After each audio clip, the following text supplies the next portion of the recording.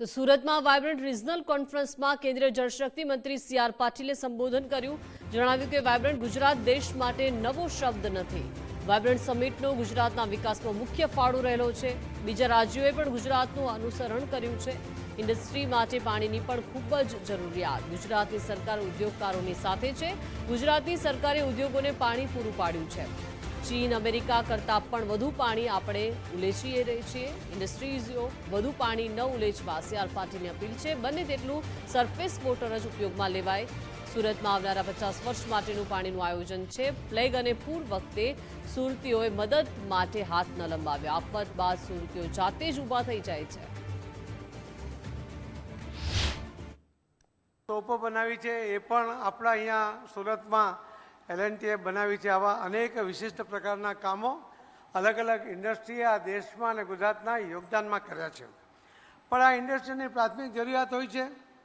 ઇન્ફ્રાસ્ટ્રક્ચરની સાથે સાથે એને પાણીની પણ જરૂર હોય છે. સરકારનો તો સહયોગ છે જ. સરકારે તો કહ્યું છે કે અમે તમારા મિત્ર છીએ અને મિત્ર તરીકે સપોર્ટ કરીએ છીએ. ત્યારે આ પાણીની જરૂરિયાતને પણ ધ્યાનમાં રાખવાની જરૂર છે.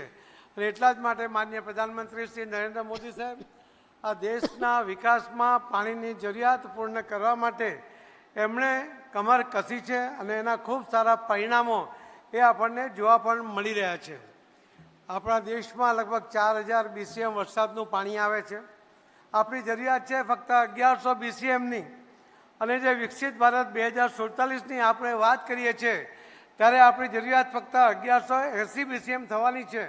પરંતુ આજે આપણી કેરિંગ કેપેસિટી લગભગ 6500 ડેમ, નદીઓ, નાળા સાથે ફક્ત 750 BCM છે.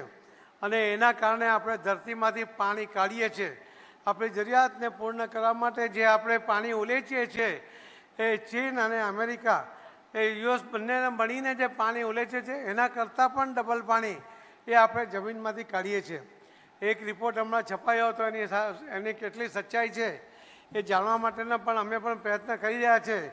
પણ એમાં કહેવામાં આવ્યું હતું કે જે આપણા દેશની અંદર જે પાણી ઉલેચવામાં આવે છે એના કારણે ધરતી પણ કેટલાક સેન્ટીમીટર સુધી પોતાના ધરી પરથી હલી જવાની શક્યતા છે.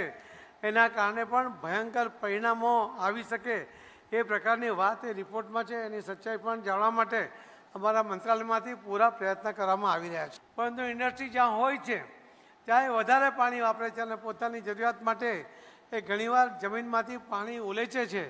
એના કારણે ખૂબ મોટી ભયંકર જે પરિણામો પણ સર્જાતા હોય છે. ત્યારે મારે સૌ ઇન્ડસ્ટ્રીયલિસ્ટને પણ અહીંયા કહેવું છે કે આપ સૌ પણ જમીનમાંથી પાણી ઉલેચવાને બદલે સરફેસ વોટર જ મેળવવાનો પ્રયત્ન કરો.